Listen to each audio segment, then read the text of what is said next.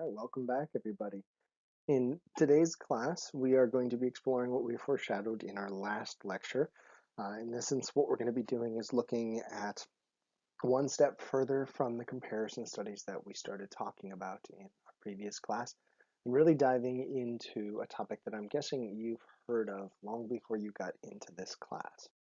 The topic that we're going to be looking at involves kind of studies where we either don't have two or at least one of two of the critical components that we said really are big players in our experimental studies.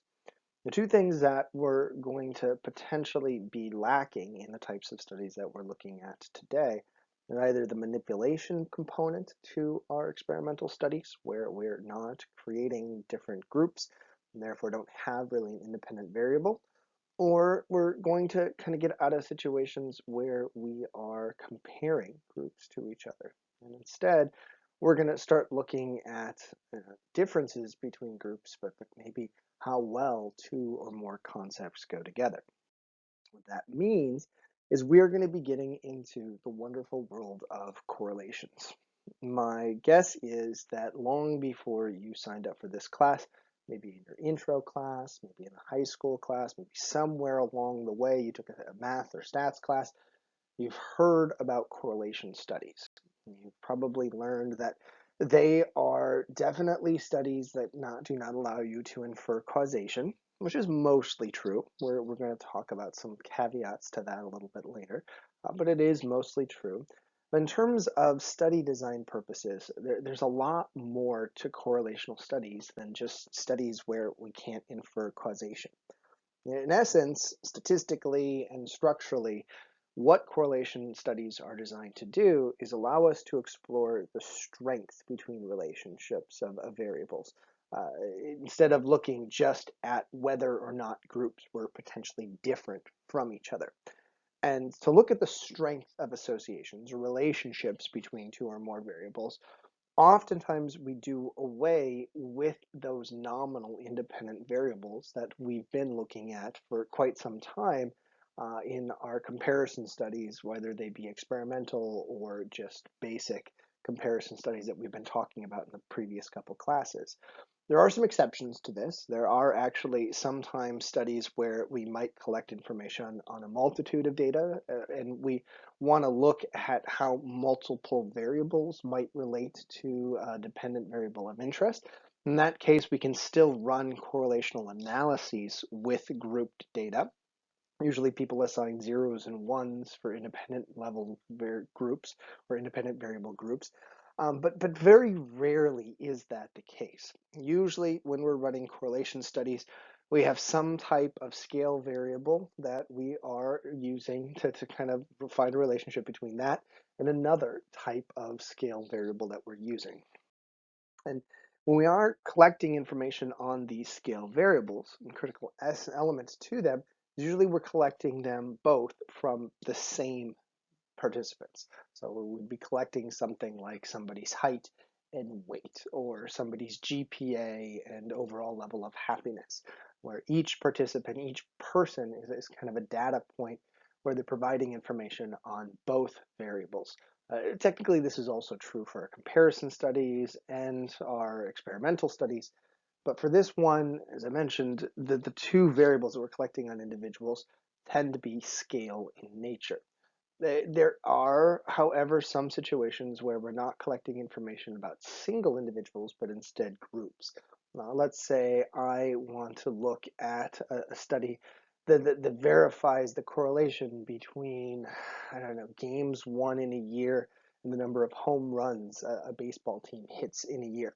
So I compare all the teams or collect data on all the teams in terms of how many games they won and how many home runs they hit to figure out what the correlation between those two pieces of information is. There's individuals within those groups, but in essence, we're collecting group data and collecting that data so we can make a correlational study that's correlating information across groups. This sort of is kind of an exception to the norm, where typically what we're doing is kind of looking at discrete individuals.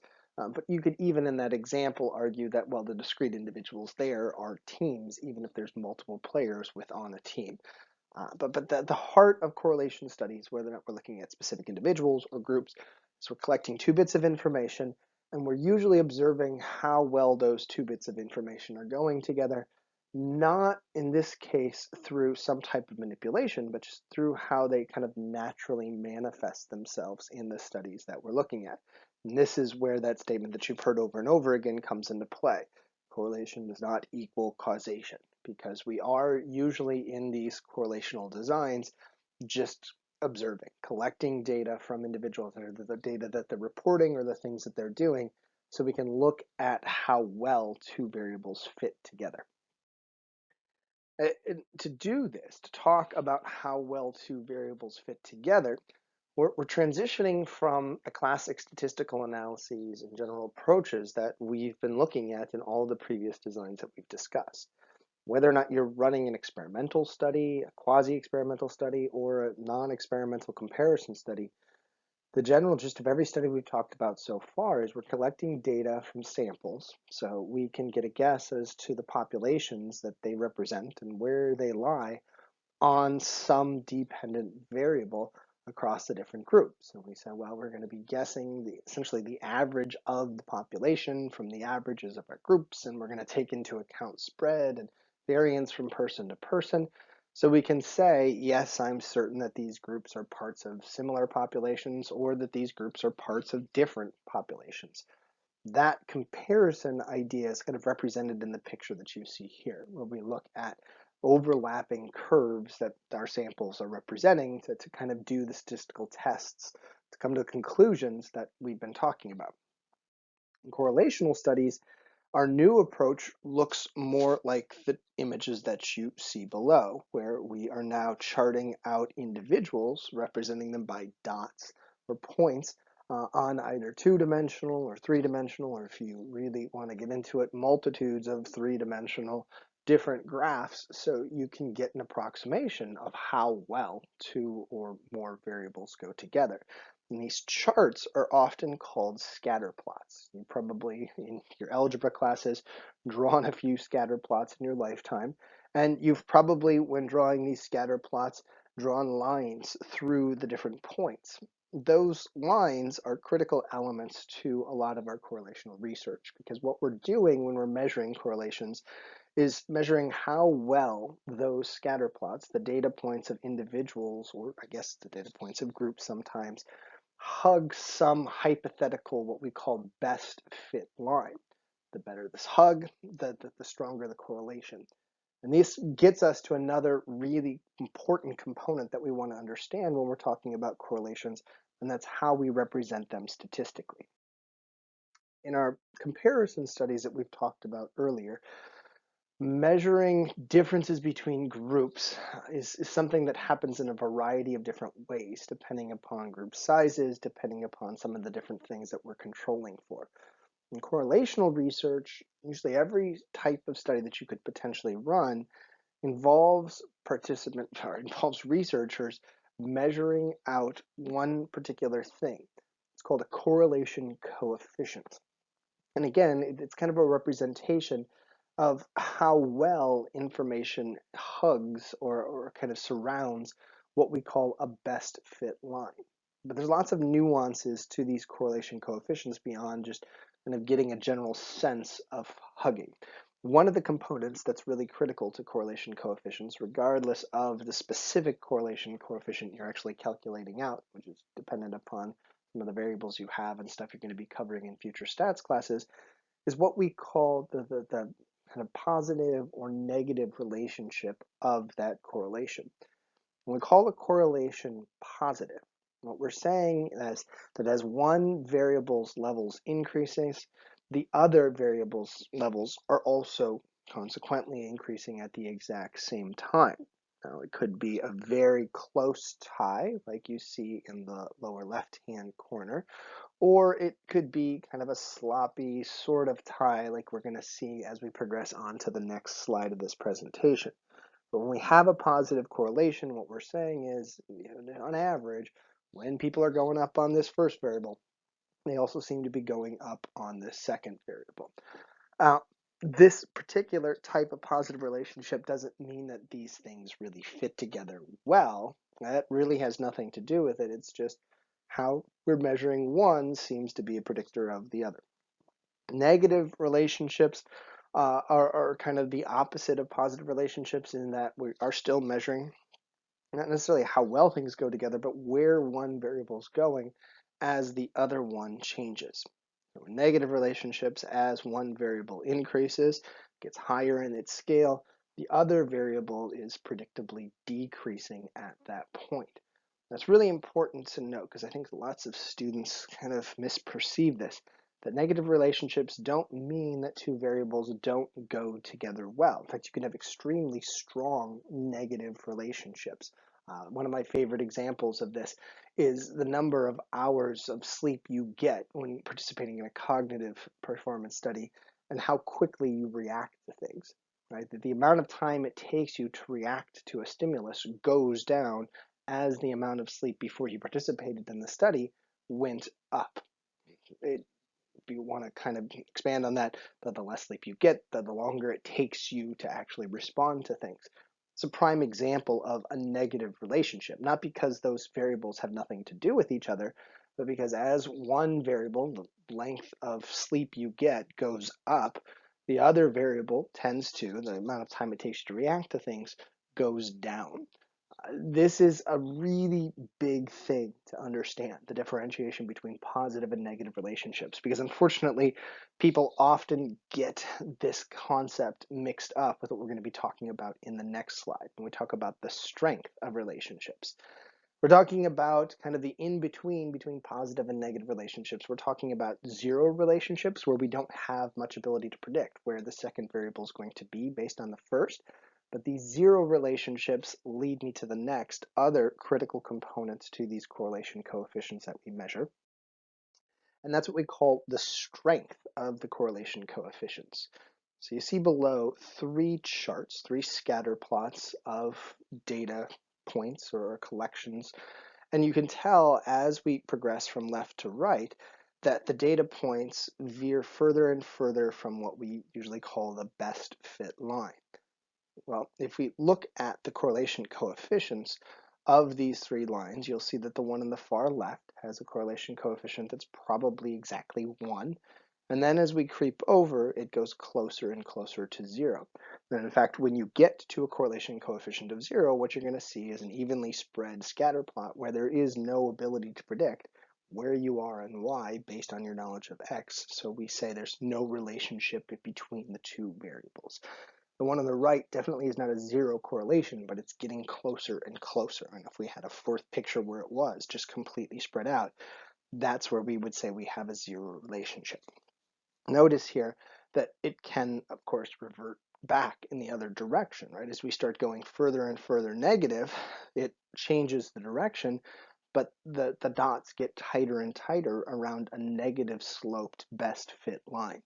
So understanding the difference between strengths of correlation coefficients and the positive versus negative nature of correlation coefficients is a really critical idea that I want you to make sure you understand. You'll be expected very much to understand that concept when you progress to your next future class and when you get into some of those upper division statistics classes that you'll probably be taking in future semesters. At this point, I think we do want to pause just so you can kind of digest this information. When we come back, we're going to talk about some utility of these correlation coefficient measures and something that's very closely tied to it when we get into what's called regression equations and regression work. So please take a minute or two off here, refresh, maybe watch this again if you need to, and we'll continue just kind of cranking through this topic of correlation coefficients. All right, welcome back. I hope you had a great chance to get a little break there to digest this information and you feel a little bit more confident in your understanding of what correlation studies are actually about and what that correlation coefficient that we kind of ended that first half of class with is really entailing. If we've got that stuff under our belts, the next big thing we can start talking about is different kind of quirks to correlation studies. One of the odd quirks that you start to encounter as you progress through your undergraduate career and maybe even graduate career is the different types of correlational measures that you can actually calculate out. And when we start getting into different types of correlation coefficients that you can measure, sometimes it deals with the specific variables that you're using. Are they ordinal variables, or are they some type of other scale variable like a ratio variable or interval variable? That can determine different types of tests that you can do that still all revolve around correlation coefficients. But another thing that starts to pop up as you progress, especially if you get into specific studies that really focus on specific types of correlations, is whether or not your correlational measure is using just a linear chart to look at how well things go together, or some type of special chart that's adjusting for odd, kind of unusual bends in the way that two variables go together. One of the classic types of relationships that people do love to explore are these types of relationships that we call curvilinear. That's the one listed on the bottom, where you can see kind of a nice predictable arc, almost one that you would maybe create in your, I don't know, calculus class, that could kind of give you a sense of where you would expect to be on y based on your knowledge of where you are in x. In all honesty, very few psychology research studies find curvilinear relationships. It's kind of atypical, but one of the classic ones that people often cite is the one that's actually pictured on this slide called the Yerkes-Dodson curve, which looks at people's ability to perform different tasks when they're encountering different levels of anxiety. And it suggests that you're best actually if you've got a little bit of anxiety when you're doing tasks, but if you don't have much or you have a ton, your behavior kind of reliably goes down, or your performance reliably goes down in a nice symmetrical pattern.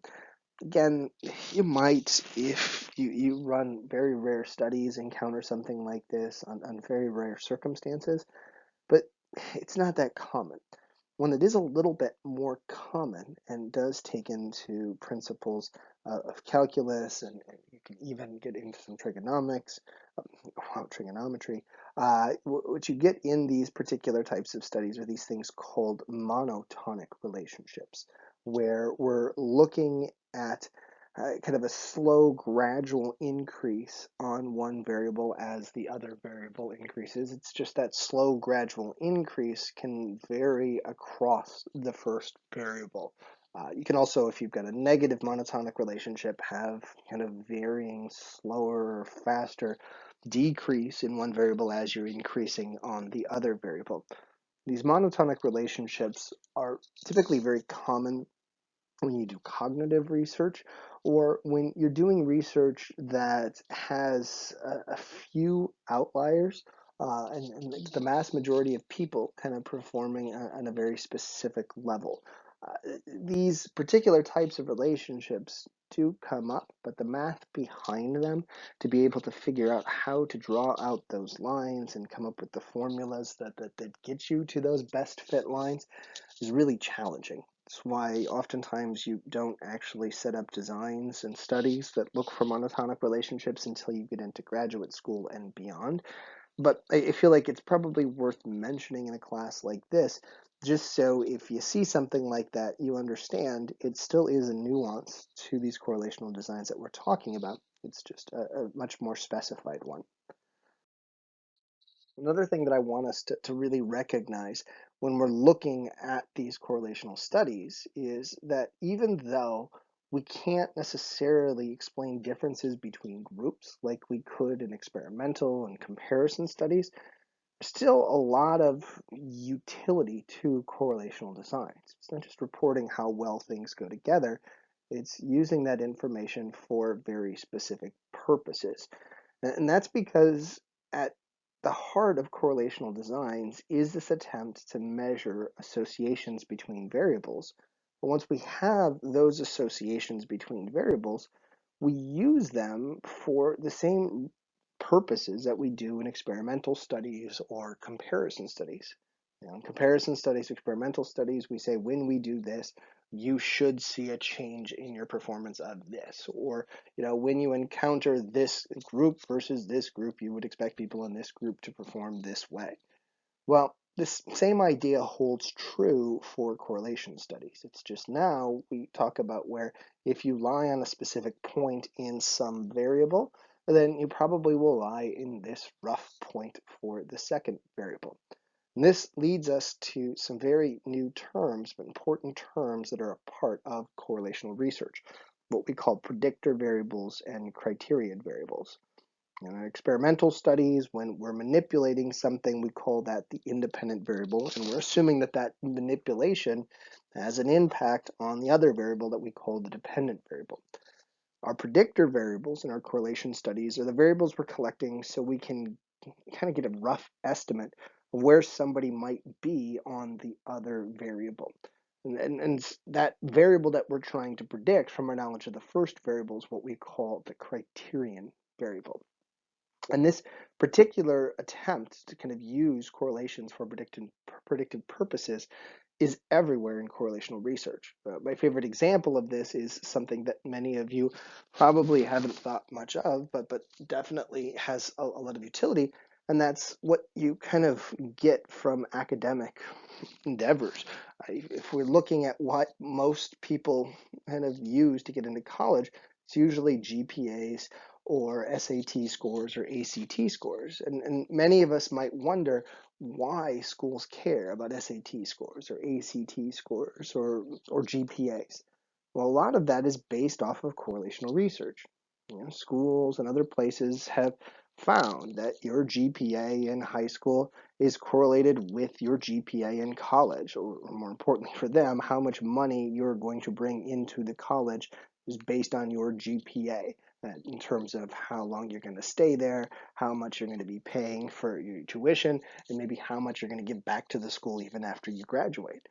So what schools do is they look at different GPAs of classic students, ones that have been around, or ones that have kind of circulated through a number of years ago, look at how much they've garnered, and they draw scatter plots, and they look at that information so they can get a rough estimate of you, if you've got a certain GPA, how much money you should expect to get back from you.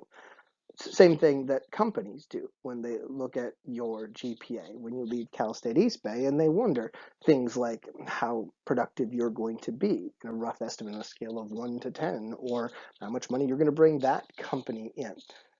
This is really at the heart of most correlational research. We usually want to measure how well two things go together so we can then use one of those variables to guess for new individuals where they might lie on a second variable. Well, to do this, what we need to do is create those best fit lines so we can do some projective thinking. And those best fit lines are what we call regression equations. And this is something that, again, you probably remember back in your algebra days, where you would have the formula y equals mx plus b. Well, for some inexplicable reason, in most regression research, we actually use different letters, and we add a hat or a prime to the y. But the heart of the formulas for most regression equations are really coming from the algebra equations that you've had long in your past. What you're doing is you're trying to predict a general change in X that you can predict from your knowledge of where somebody is, general change in Y from what you see in X, plus some general intercept, some slope, or some random thing that puts people up or down on whatever you're trying to predict in Y. This regression equation really comes from our correlational research, and it is, as I mentioned, just another way of representing our best fit line that we use to determine the strength and nature of the relationship between variables. But regression equations really do highlight the real goal of correlation studies, and that's for these predictive purposes, trying to understand where you're going to be on some criterion variable based on our knowledge of where you are on a predictor variable. But it's really important to note when we talk about those purposes, attempts to guess where somebody's going to be on some variable based on our knowledge of the other, that doesn't mean that we are inferring causation from these correlational studies. If we go back to the GPA example, it's not like your GPA in high school guaranteed that you had to give a certain amount of money to Cal State East Bay. Or it's not that, if you had a certain SAT score, it meant that you were definitely going to be here for X number of semesters. Like that's not how these predictive things go. There's always going to be wiggle room, and even if there wasn't wiggle room, that doesn't mean that it's a causal relationship. It's just there's been some established result that suggests that these two variables are going together, your performance and how much you're maybe giving or something along those lines. And they use that understood correlation for predictive purposes. And this kind of ability to differentiate talks about strength in relationships and whether or not we can infer causation is something we really want to be mindful of. Because unfortunately, even once many people finish college and graduate school and beyond, there are individuals that struggle to kind of differentiate between strong correlations and inferred causation. Just because something's very strongly tied does not mean that causation is a player. The only way we can really infer causation in studies is if we have some type of manipulation and some type of control over those third variables. There are, however, other things that people do get mixed up in addition to this big causation issue. One of the things that people also mix up when they're talking about correlation coefficients is the difference between what we call the significance of a relationship and the strength of a relationship. When I call a correlation coefficient that I measure extremely significant, it doesn't mean that the two variables are perfectly combined with each other or they fit well. It doesn't mean I have a correlation that's really close to 1 or -1. When I say something's very significant, what it means is I have a lot of confidence in the relationship that I see between the variables. It's not just random chance. These things are indeed tethered to each other if the significance of these correlation coefficients is high. But usually, actually, we use t-statistics, other comparison studies, to measure how strong or significant, I shouldn't say strong, how statistically significant our measure or correlation coefficient measure actually is. Don't obsess about the t-statistic information. I'm not sure how I even put that on the slide, but just understand that, again, significance is about confidence in the relationship that we found. How much of it is something that we can attribute to a true relationship existing versus how much of it's just something that we can maybe just attribute to just dumb chance. If we're talking about how well two variables go together, whether or not we're certain that they're going together or not, that's when we're talking about the strength of a relationship. And usually when we get into strengths of relationships, another concept that starts to pop up, especially when we're talking about predictive purposes, is what's called a coefficient of determination. It's really just a correlation coefficient that we've already measured squared, because this coefficient of determination can really tell us how much one variable's change can be specifically attributed to change in another variable. I mean, just looking at two variables and how well they go together, this coefficient of determination is kind of nonsensical. But if we're measuring the correlations between multiple variables, this is when the coefficient of determination really has a lot of utility.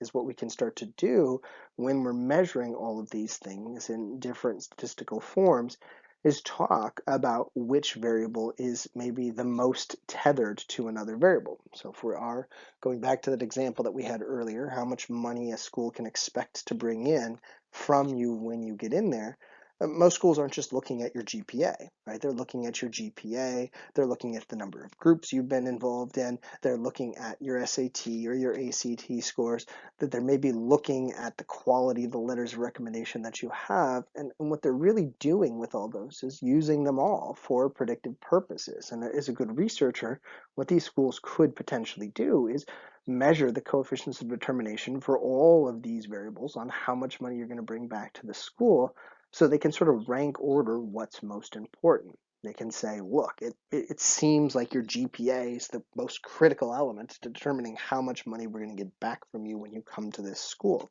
Or they can say, not actually your GPA, but it's your SAT scores that seem to matter the most, or the strength of the letters that you're getting that seems to matter the most. This is what lots of studies tend to do when they're trying to predict one variable of interest. They measure multiple predictor variables so they can get a really good sense of where the criterion variable should be when you combine the multitude of predictor variables together, while also giving you the opportunity to kind of rank order which predictor variable is most important. These concepts, these terms, are ones not only want you to understand, but to understand that they're often tied to each other, and they're at the heart of our correlation studies, which on the surface seem fairly straightforward, but can become very complex as nuances to these studies start to be added on. If we're looking, though, at just kind of a holistic idea of what we're doing with correlation studies, as I mentioned, these things are not really designed to talk about causal relationships, right? They help us instead talk about predictions, where we should lie on some variable interest based on our knowledge of where you are on one or a couple other variables. There are some times where we can infer causation even though we're just running correlational studies. You can talk about the kind of correlation between who smokes and who doesn't, and who's developing things like lung cancer and other problems, even though you don't have control over manipulation and assignment and all those things. But usually in our correlational studies, what we're really just trying to do is guess at where you are in one variable based on our knowledge of kind of a couple different variables, or maybe just one variable in particular. But these correlation studies do have their limitations because of their design. And one of the things that they really struggle to be able to do when they're measuring strengths of relationships to make sure that those strengths of relationships are not a byproduct of some other variable. Let's say we do look at your GPA and how much money you bring into the school, and we find that there is a correlation between those things. Well, it could be because your GPA is having an impact on how much money you bring into the school, but maybe there's some other variable at play. Right? Maybe another variable at play is how much money your parents have, because maybe that's a predictor of how much ability you have to spend time on your schoolwork, how much ability they have to give you special types of educational training, which means it relates to your GPA in high school. And because your parents have lots of money, maybe they can also donate lots of money to the school. So there's this kind of outside third variable factor that maybe is the source of the relationship between those two variables. Unfortunately, if you haven't identified those third variables, there's always the possibility that there are third variables lingering out there that could have been the source of the relationship between variables that we find. There are ways, once we've identified these things, to be able to check how much a third variable is impacting things. And if you move on, learn about the difference between moderators and mediators, and how relationships can either be strengthened or actually caused by these third variables. But just know for now that if there's a mystery out there, if there's something that we haven't identified, relation coefficients can lead to faulty conclusions, because there could be something else at play that's causing relationships to exist between two or more variables. This also brings us to another big issue, and that's once we found a relationship between variables, we don't necessarily get to know which direction the relationship is actually linked, at least usually. In some studies, we can kind of sort of infer causation, like with the example that I gave earlier about sleep and reaction time. It's pretty tough to imagine a situation where your reaction time is causing you to sleep more or less before you came into the study. But in most cases, when we're talking about relationships between things, we don't know if one variable is impacting the other, or there's a third variable at play, or maybe there's just a relationship between the variables that has nothing to do with one influencing the other. Maybe they're just relating to each other in kind of unusual ways. Because of that issue with directionality, again, we often cannot, with our correlational studies, determine causation. We can maybe infer the potential at a causal relationship, but unless we have that manipulation and that control, which we almost never do in our correlational studies, we're really left just talking about how well, how strongly things go together based on the data that we've collected.